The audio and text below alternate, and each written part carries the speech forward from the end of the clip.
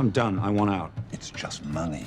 1637, 1797, 1819, 37, 1901, 29, 1937, 1974, 1987. Jesus, didn't that fuck me up good? 92, 97, 2000, and whatever we want to call this. It's all just the same thing over and over. We can't help ourselves. The law of gravity hit Wall Street today and financial markets around the world for that matter. Inflation rate is worsening. We're going to see one of the biggest recession and financial crashes of all time. So for decades in New York, we've had this thing called the pizza principle, which essentially says that the price of a subway ticket is the same price as a slice of pizza. But this balance was broken this year for the first time in decades. And of course, the problem doesn't relate specifically to pizza. It's just about everything that's going on in the world. Global chaos, inflation, looming financial crisis, cryptos rose and fell. It promised millions of dollars and then collapsed. It took people's futures with it. Startups are closing down, people are losing their jobs, and expensive pizza is really the least of our problem. It's just money. But the question in all of this, the question that I think that we have to ask ourselves more often is, who is to blame for all of this? Shouldn't we have seen this crisis coming? I want to explore how we got here in today's very special extended episode of Company Forensics.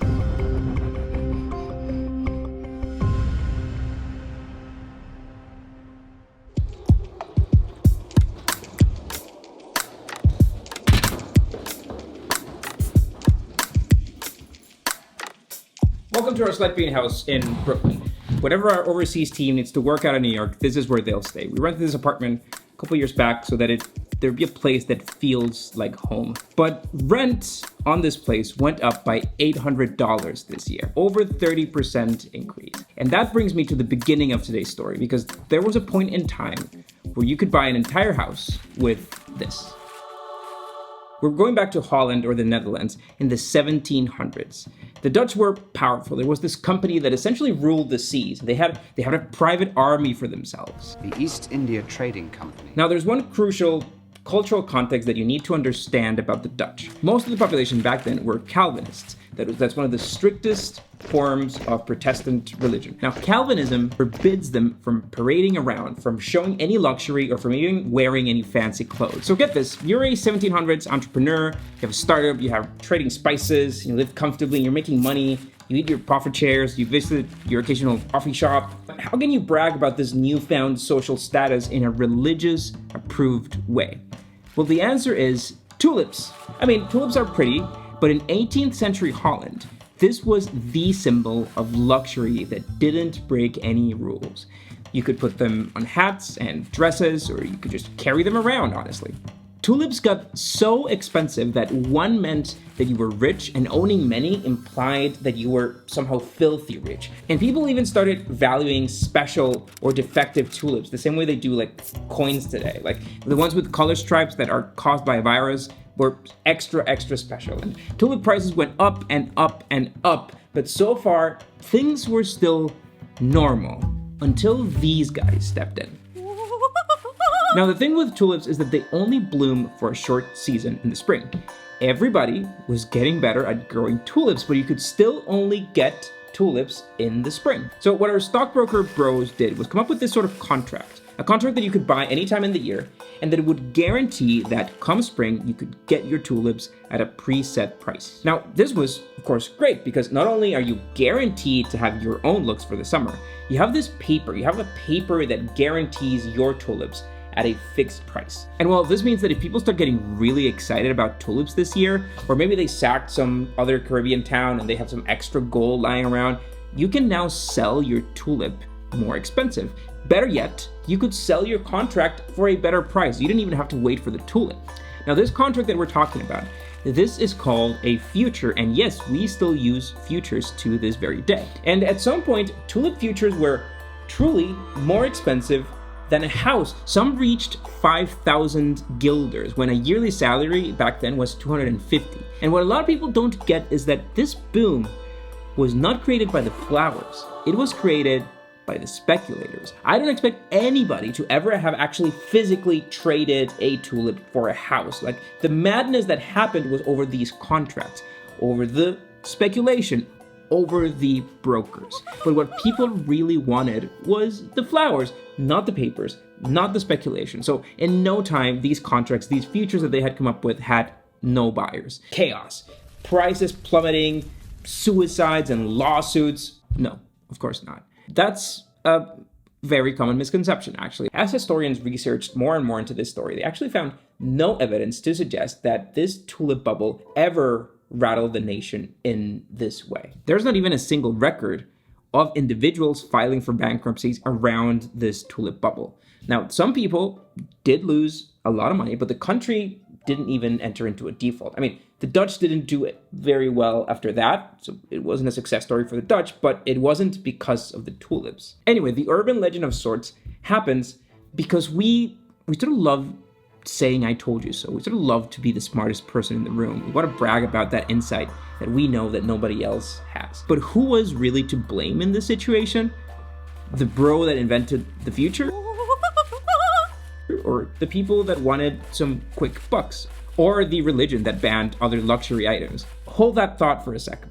Let's get into the next story. Greatest crash in the history of the New York Stock Exchange in market prices. The 1920s were crazy times in the States. I want to paint this picture to you. So the Great War is over. The US has come out victorious, and post-war economic booms are not rare. If you're a farmer, you're suddenly maximizing productions to feed all these soldiers that just came back home. Henry Ford had just mechanized the Model T, and people wanted their cars and their houses and their latest technology, whatever that was. That means that demand for wood and rubber and steel was growing. It's estimated that the US economy doubled in size from 1920 to 1929. And that's all great, but there's a very big catch. Fast growth usually means having to borrow money. Now, borrowing money is not necessarily bad. Farmers, for example, took out mortgages so that they could pay for more equipment and for more land. Factories expanded and they hired people to ramp up production, and they might have borrowed some money to do that.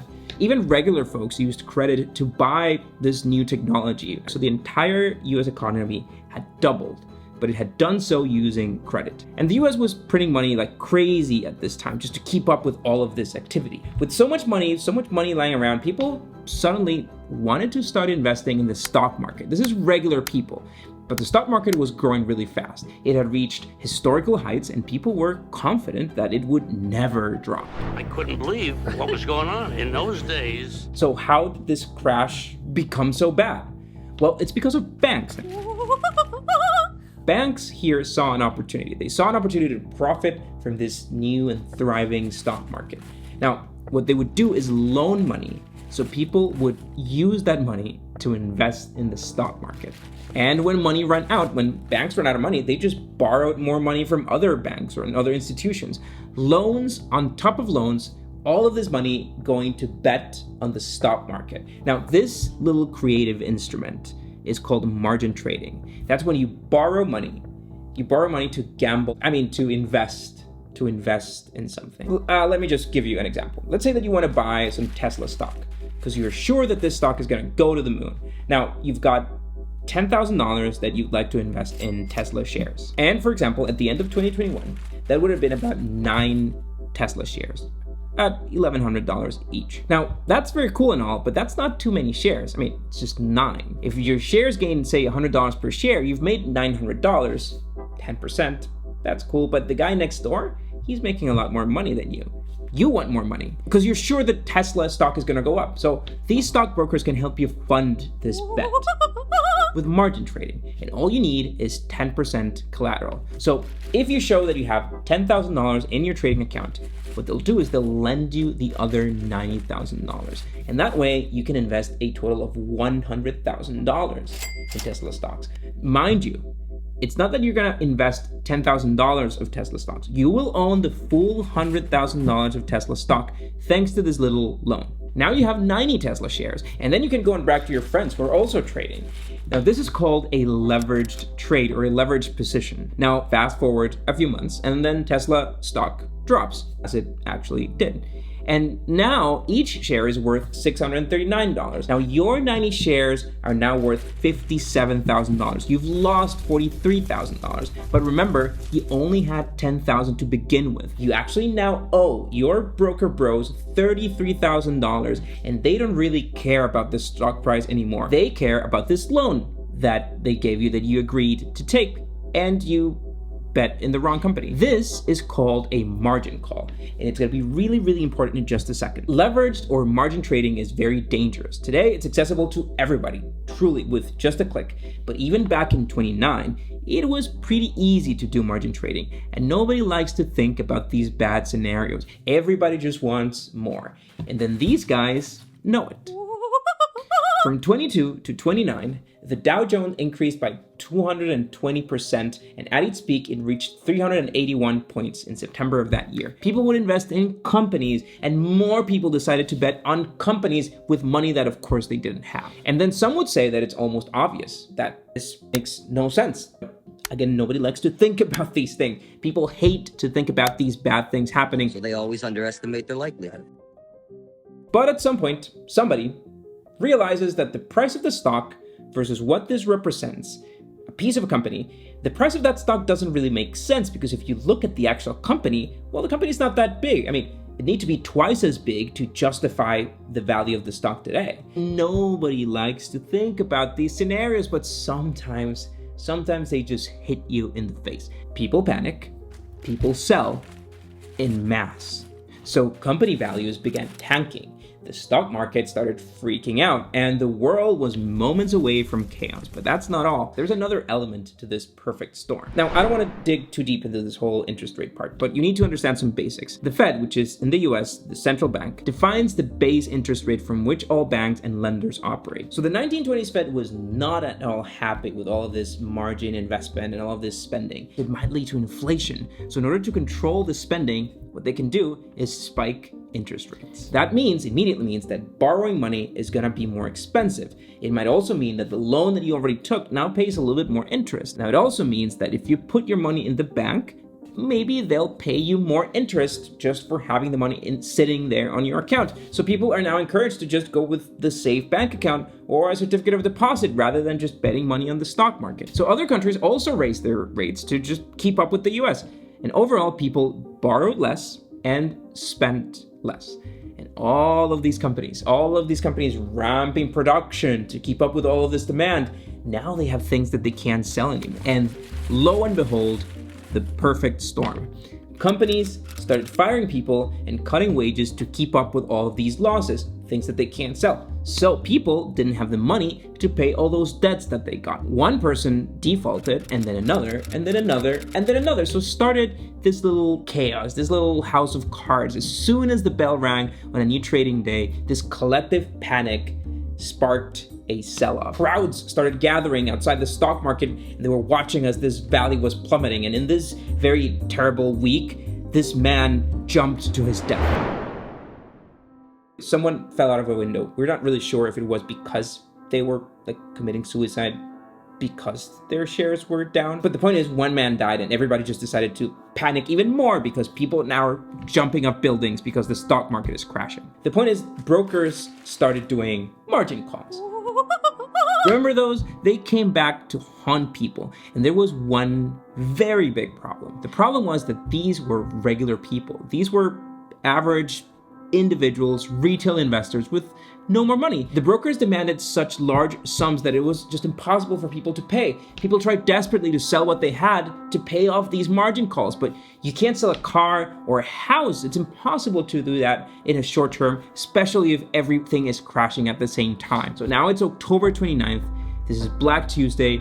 The stock market doors open with just one word, which is sell. But nobody was there to buy. Stocks were now worthless. People rioted inside the stock exchange and outside on the streets. Entire fortunes disappeared. The stock market dropped 23% in just 2 days, and there was nothing you could do to stop it. On Black Tuesday alone, the stock exchange lost $14 billion, which equates to $240 billion in today's money. That's in just 1 day. In total, this crash cost $600 billion in losses in today's money. Banks ran out of money. They ran out of money. So they started defaulting the banks, and they were unable to pay other banks that they had borrowed money from. And so money truly ran dry. People just couldn't even afford to eat. Farms all over the US saw their income drop by up to 50%. And again, there was nobody to buy those cars or those houses or anything. Entire factories closed down. The crash did not stop until 1932, and by then, 1 of every 4 Americans was out of a job. And banks didn't fare any better. Half of the US banks went bankrupt. Half. The US banking system had collapsed. So almost 100 years later, we know and understand this story. And of course, we can blame the brokers. Maybe we can also decide to blame the 10% of people that decided to gamble their money on stocks. But the whole point of this is, we know this story. We knew this story. It's 100 years old, and shouldn't we have learned from it? Aren't there some similarities with what was going on in 2021 compared to what was going on in 1929? Shouldn't it have set off some alarms from us? So let me fast forward a bit.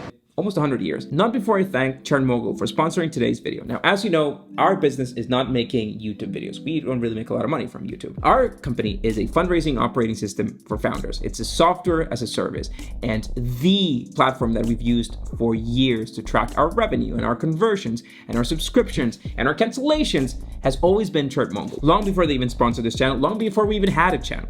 I've seen SaaS companies with millions of dollars in revenue doing this tracking with spreadsheets or not doing it at all, at least not understanding these metrics. And again, I've used Chermogul for almost 10 years and I can personally vouch for their product. They are the best SaaS tracking platform. They automatically report MRR and ARR and revenue and customer churn rates. You can create your cohort tables and analyze customers' behavior over time or separate them by country or even the marketing campaign that brought them and compare how they behave. It's a truly powerful analytics tool for any SaaS business. And it's free. It's free for any company under $10,000 of MRR. So you can start using it today. You can just sign up with that link in the description. And if you have over $10,000 in subscriptions, you're getting $600 off, again, by just using the link in the description. Thanks again to the Chermogul team for sponsoring a bunch of videos this year. Let's now fast forward a little bit. Let's move to the year 2001, almost 100 years. We're down by between 3 and 4.5% generally across these markets. Let's talk about the speed with which we are watching this market deteriorate. We're red everywhere, essentially, down by 4-5%. But we're not here in 2001 because of the dot-com bubble. We already covered that in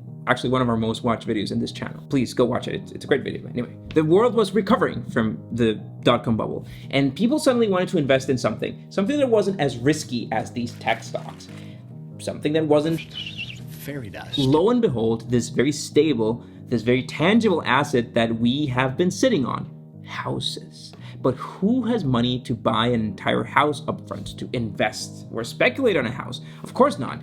You need to take out a mortgage. Now, how could I confuse margins with mortgages? Margin trading is very risky.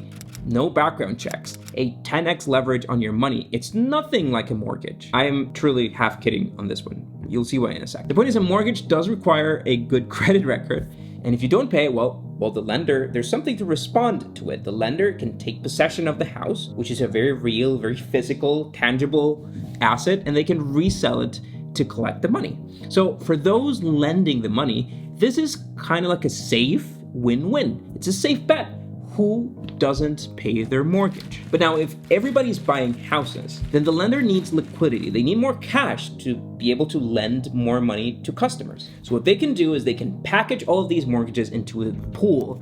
Let's say this is a pool of 1,000 mortgages. And this pool is called a mortgage-backed security. And you can take this pool of mortgages and you can go and sell it to investors, investment banks. The lender recoups the cash, and then the investors get an asset that pays them interest, and that is backed by houses, by physical houses and people's mortgages, which is beautiful and safe. Now, this idea was so popular that the investment banks that figured it out and started doing it became huge. And we can go really deep about this, and we've actually done it once again using Monopoly, so it's a much better explainer. But what you need to understand today, is that these investors could trade these securities, these mortgage-backed securities, like stock. They could sell the right for these interests to other investors, and with the extra money, they would have cash to buy more securities, which of course motivated lenders to create more mortgages. The problem was that at some point, there just weren't enough mortgages because everybody wanted to lend more money and speculate with these things, but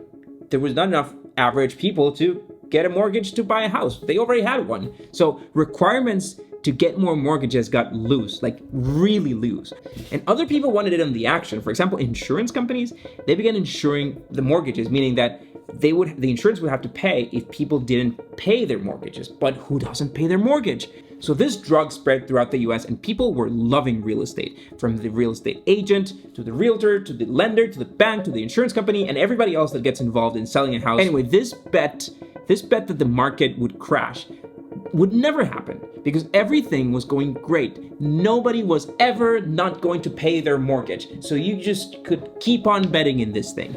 And then others could invest on those bets. Others could profit as long as people paid their mortgages. You could bet things on top of things as long as the underlying thing, which is the mortgage, is safe. But it was, right? So with so much cash available to buy real estate, housing prices started to spike up, just like stocks start spiking up when a lot of people want to buy them. So now you could even refinance this house because it was worth a lot more. Maybe you could get another mortgage to buy another house, a second vacation home. The real estate market in the States went from $1 trillion in 2000 to $50 trillion by mid-2008. This is a cycle of bets on margins, on a way that truly the world had not seen before. And they were gambling on people's dreams, on a very real, tangible dream of owning a house, on the assumption that people would always pay. And that might have been everybody's intention, but many of the loans that these homeowners were getting were a type of loan called a subprime loan. That's a loan that has a very low interest rate for a few years. And then after a certain point, that interest rate spikes up. Not everybody understands how this works. People didn't understand this. They just look at how much they have to pay for the first few years. They didn't care. They can always refinance the house, but the rates were really much higher. High enough to make people default. Now this started this domino effect. A domino effect that toppled all the financial institutions in the United States because people weren't paying, they weren't getting new loans, houses became worthless, so banks couldn't even sell the house to collect on the cash. A bunch of these investment banks went out of business in a matter of days. This is the biggest bankruptcy in history, so much so that the US government had to step in to save their economy. And it was all their fault. It was all their fault for speculating, for gambling, and for being responsible. But that is, of course, not the end of the story. Things are going to be much worse than anyone anticipates. It's not easy to come in and move a family out. I pulled up to my apartment and all of my things were outside. It's not just a house. It doesn't seem fair. I don't know what to do. Nearly 250,000 homeowners are in danger of losing their homes. So whose fault was it? I honestly didn't really understand what had really happened in all of these crises until very recently. Dare I say, as we were making this video, but now that I do, I have to say, like, shouldn't have we seen this coming? Like, if history does repeat itself, if we see these cycles of thriving economy followed by downturns and crashes, shouldn't we all have smelled that something was coming after what happened in 2020 and 2021? Bubbles are always hard to ascertain the originators of it. There really aren't any originators. Everybody got caught in. Some were foolish, some were crooked, some were both. But you had a mass illusion that it could go on forever. The problem here is that it's so hard to resist. When Bitcoin doubles its price in weeks, it's just so hard to resist the urge. The urge to take that gamble, especially when we were constantly bombarded with content from people who took the gamble and won. It's inevitable FOMO. And people have stopped trusting their governments. They have stopped trusting banks. Take all your money, buy Bitcoin. That's a lie. That is a lie. And they have certainly stopped trusting Wall Street. And at least we have learned that much through this. We can all agree that they carry much of the blame. What we forget is that we are part of a privileged few. We are the few that can get a grip on futures and margin calls and leverage trading by watching some beautiful stop motion animations from some guy on YouTube.